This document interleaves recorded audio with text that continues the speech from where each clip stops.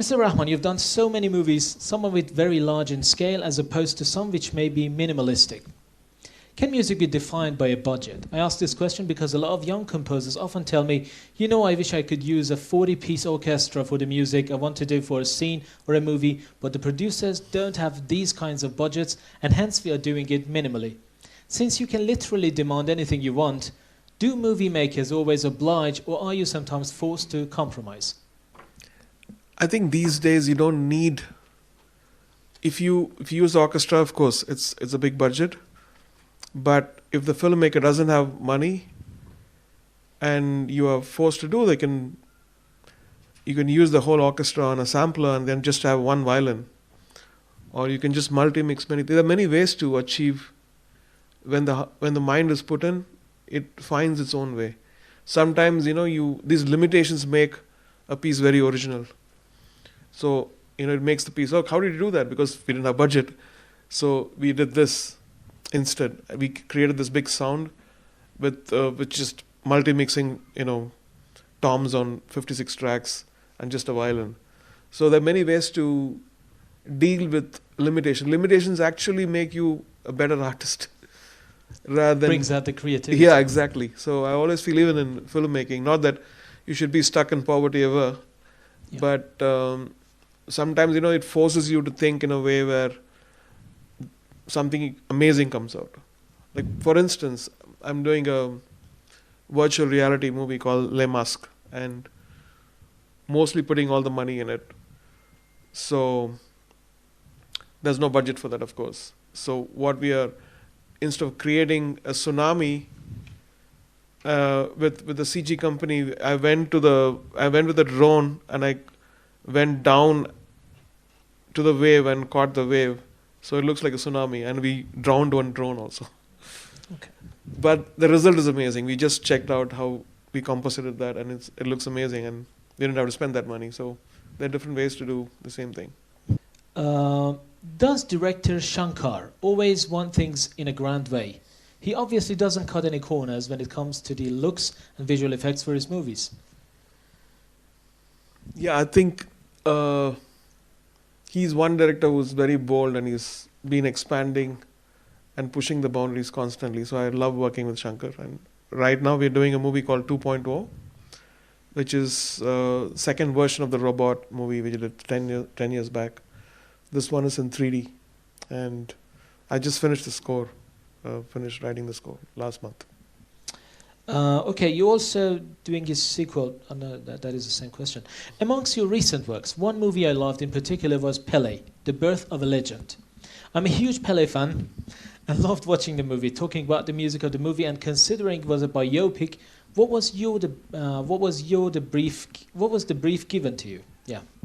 The first sports movie I ever did was, I think, Lagan, which got nominated for the Oscar in 2000. Lagan? Lagan, yeah. It's about cricket. So this movie came to me after I did $1 Million Arm on baseball again, which is done by Disney. $1 Million Arm. Anybody watched? No, you didn't watch. So Pele, when I was very excited that I could go into Latin American music, Brazil, and I was researching a lot of stuff on the instruments and what to use and the style of that for a couple of months, and then we scored that, and I did a song too called Jinga. Jinga is the style which they used to win the World Cup. Our very own, the legendary Majid Majidi, first approached you for Muhammad, Messenger of God. Can you share insights to us who are all the fans of his work as much as you are? So let me just translate it first. So when I first saw Mr. Majidi's movie, I think it was around 99 or 2000. My first film, I just seen one movie of Majidi, and the movie was Color of Paradise, about the blind son and what he was going through and how he was saving that little thing on the pond, because his grandmother was. It was a lot of things which I learned about the sensibilities of Iranian cinema through that, and Mr. Majidi's vision, and he had a huge following. He was a hero for all the independent filmmakers, in India. So when he came, and I became a fan of Iranian cinema because I was watching in Los Angeles. There's a place called Westwood, and they would have all Iranian movies. I'll go buy around 100 movies. I wouldn't watch everything, but I watched Santuri. I watched many other movies, and then I became a fan of Makmal Buff and Kurustami, and I can now maybe recognize all the actors. Just because I think I was so much into Indian films and Hollywood films, I wanted an alternate for my mind. It was nice to see faces from Iranian cinema. And so when Mr. Majidi came to me, I had a message saying that Majidi wants you, and he wants you to do the movie of the Prophet. I was like, two big things. One is making a movie, making the music for the Prophet, whom we all love, and working with a director who's iconic and legendary, who's inspired a generation of filmmakers, at least back in India. But how? I think, and by the time I think he was shooting, he already finished half the movie. I saw the set in 2012, and I was pretty impressed by the kind of details, the accuracy, and what he was trying to do with the help of so many good people out here. I saw some rushes, I saw international talent there, and I was amazed by because it was an impossible thing. Making a movie on the Prophet was such an impossible task because nobody would allow you to do that, and this man was doing. Thought it was the most courageous thing ever done in the history of cinema. And so in my life, if I'd done a courageous thing ever, I think that would be doing music for Messenger of God, Prophet Sallallahu Alaihi Wasallam. What were you thinking when you first met and interacted with him? I was fascinated because I went to the set. I met him in the set, and I met the co-actors, and I met Storaro. So it was a process trying to understand what he wanted and what he was, because he always had minimalistic music in his movie. So this is the first time he wanted something very big, and so I tried my best to come up with ideas, and I would play him things which of classic Bach and Beethoven and Tchaikovsky and Bulgarian music, and all kinds of things, just to see what takes him, what makes him awake.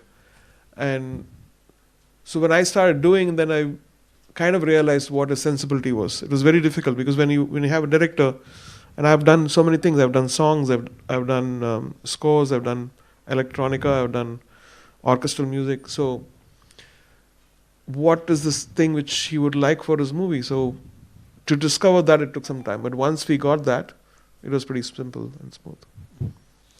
Considering both of you had huge accomplishments in your respective fields, was there an unsaid discomfort or creative ego at play? No, I think because we are doing the Prophet's movie, and we are all servants of the Prophet. So there was no ego. It was just out of interest to serve a larger purpose, to inspire, and because the world was going through this turmoil, and his intention was, and his team's intention was to do this movie as a sense of dawah, So the intention was very pure. So I don't think there was any ego issues. در رابطه با کار کردن موسیقی، ما تو کشور آهنگسازا تقریبا مجبورن که با همون حالتی که شما میگین لاباجت یا بودجه کم کار بکنن و اکثرا کارها به صورت تک نفره انجام میشه، هرچند که با ارکستر انجام میشه، ولی ما تقریبا بودجه این که بتونیم تیمی کار بکنیم، یعنی گروه آهنگسازی داشته باشیم بالعکس کشور خارجی نداریم. در صورتی که خود آقای رحمان من دیدم توی پرونده کاریشون برای مثلا کارهایی که انجام دادن، اکیپ آهنگسازی هستن که بعضی موقع تا حدود 20 نفر میرسن. میخوام بگم که بعضی موقع که ایشون مسئولیت سوپروایزر این کار دارن، چجوری این تقسیم مسئولیت اجرا میشه؟ یعنی هر کدوم چه وظیفه‌ای داریم و مخصوصا بخش ارکستر کردن یا آرنجمان کار رو خودشون انجام میدن یا واگذار میکنن به اسیستانتاشون که انجام بدن. So basically what I do is I have my software, my keyboards, my sounds, and everything is done. If I do a piece, it sounds like what I wanted it to sound. So there's no extra things. For instance, for the Prophet Sallallahu Alaihi Wasallam movie, I was in the hotel and my headphones, my computer, my keyboard, that's it.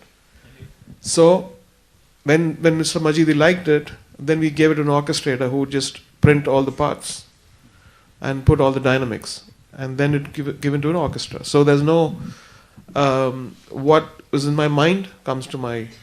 What I do is like working with people like Majidi or Shankar or Maniratnam, all I do. But sometimes when you have like a rhythm programming or some stuff which is very wallpaperish, so we have a programmer, and then I select. I just sing it on the dictaphone, and then they do all the drum stuff, and then do. But all the melody and all the arrangement is. When I'm doing songs, sometimes I do the basic thing, and suppose if there's a dubstep arranger who's very good in dubstep, so he adds some of the stuff in it. Mm-hmm. So it depends on certain projects which is done like that. But mostly when I work in Hollywood or in this, the main core of stuff is done, and then people take. Suppose we want to use this one in another place where they want to chop something and edit, then we have an assistant. And the thing about all these names added is because I have a conservatory back in Chennai. So we train musicians. For them to understand and get into the real thing, we sometimes leave him. He comes and watches what I'm doing. And so he comes and learns something. So now we have Jerry, we have Santosh, we have Pavan, all of them. So I wanted them to experience what it is like to be in a real position. I want them to be future composers. So I'm encouraging a lot of, like Dilshad now. I want them to learn as much and then become independent and do things. So when they are put in the real position, they get a sense of security and feel, oh, I've done this before, I've seen this before. You have to finish it in 10 days. Like last year I did a movie, and so I did all the main things, and the director wanted something to be stripped out, and I had to go for my world tour. So I'd given everything to them, and then my assistant actually stripped out things, and then he put it and he recorded, okay, I don't want this instrument. Can we record this melody in another instrument? So all that has happened. But main core of like very high profile projects which I do is all I sit and do everything. میخواستم ببینم که شما به عنوان یک آهنگساز و یک تنظیم کننده نظرتون راجع به ویرچوال ساوند ها چیه؟ VST ها، سمپل ها، یعنی شما فکر میکنید که یعنی اصلا خودتون استفاده میکنید چون میدونید که انقدر این تکنولوژی الان پیشرفته شده که تقریبا آدم های عادی براشون سخته که تشخیص بدن که این واقعا ساز هست یا سمپله. نظر شما چیه در این رابطه؟ Yeah, we have to use it in a way where people don't find out. We even from my first movie I got paid $500, which is 25,000 rupees back then. But for me, I was earning $500 a day in ads that time. And to work for 6 months to get that money, money, it was not money. It was my passion that I'm working with this great director. And I wanted this work to be reflecting of the greatness of what he was trying to do. So I put my own money. I worked not for I think I got a little wise that time. If anybody else would have, if I would got married by then, my wife would have said, "What are you crazy? Don't work for this guy for, $500 for 6 months." But my mind something told me that this is an investment. This is investment in your talent and your art and your commitment to music, not equate that with money, what you're getting paid. And And now what that movie has given me is that thought which I put in that movie is still paying for me, because people still recognize me for that movie. And Time magazine selected that movie soundtrack as one of the world's 10 best soundtracks in the world. Now, I didn't even expect all this. I think maybe my intention was pure that time. And when it pays back is when you realize that we should not think about money. We should put, okay, now this guy doesn't have money, but I want to make this piece the world's greatest piece because the emotion is making me inspired to do this. Sometimes I put my own money in orchestra. I don't even care because it's my music. I take pride in saying this is my music. One example is, again, same thing happened. When Slumdog Millionaire came in for the music, the budget for the music was £30,000, which one song budget for the whole movie. If I had thought, okay, this is very low budget, I'm not doing it, I would have missed all the stuff. I put in my own money. I made the soundtrack. I spent money for my studio, for the music, for the strings, for everything, because I was passionate about the project. I thought the project is bigger than money, and the association with Danny Boyle is bigger than money. So again, it paid off in a very, very big way. And the royalty from that, I bought a house in LA. But so our thinking should never be limited by what people are paying to do the job. I know that people might take advantage of what I'm saying, but there is a truth, there's always a test for us. Is it art? Is it your expression of what you want to do? Or it limits by the money or what? Sometimes your heart will say, they don't have money, but I think I want to do this, the best piece of art in my career. I think it's crying for that. I'm going to give it my best. So it's an instinct which... There's a famous book called the Gita. For the Hindus, it's like the Quran. Gita. So it says, do your duty and don't expect any returns.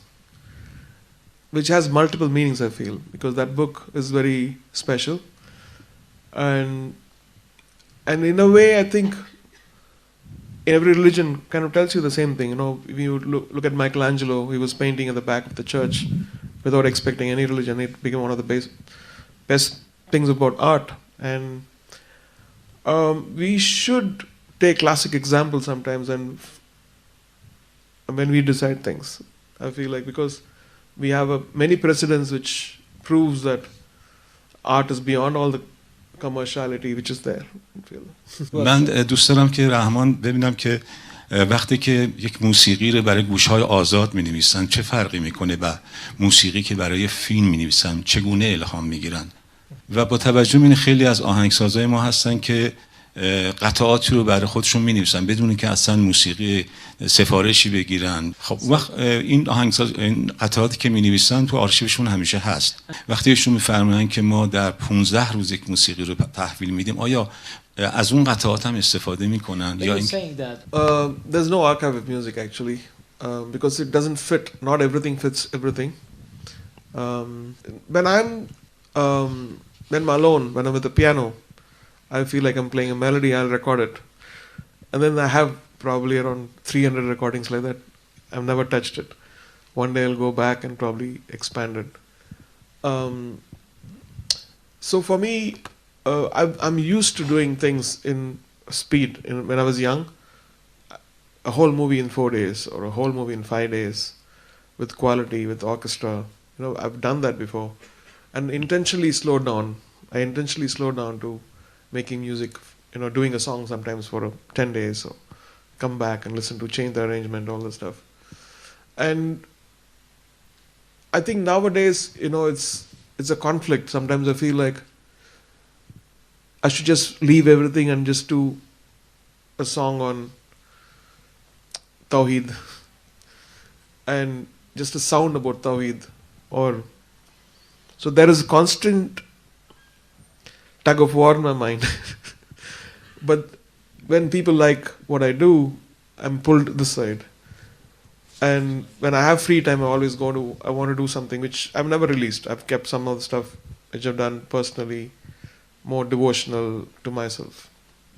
Yeah, I think we all get pressured. Like sometimes, you have a deadline. Okay, I have to deliver this episode next week, and I need the greatest piece of music for that. And you feel like, oh my God, what are you going to do? So that's the challenge sometimes. You take that tension, but then you also have that lightness, and you feel relaxed to do that rather than taking the tension, because whatever's in your mind reflects in your art. So that's when spirituality helps and prayer helps, and I use all that. درباره موسیقی فیلم محمد سوال داشتم ازشون، چند تا سوال کوتاهی که اینکه در واقع این موسیقی کجا و با چه ارکستری ضبط شده و اینکه از نوازنده ایرانی در این کار استفاده شده و اینکه نظر آقای مجیدی در خصوص استفاده از نوازنده ایرانی یا استفاده از تم‌هایی از در واقع موسیقی ایران در کل در ساخت و ضبط این کار چی بوده و اینکه خودشون هم در ضبط این کار حضور داشتن و اگر حضور داشتن نظری در موقع ضبط این کار دادن یا نه. I think his brief initially was to make the music very universal. He didn't want this to be Iranian or just Arabic. He wanted, because the message what he wanted to give for the messenger of God was, this messenger is for the whole universe. And so the music should reflect that.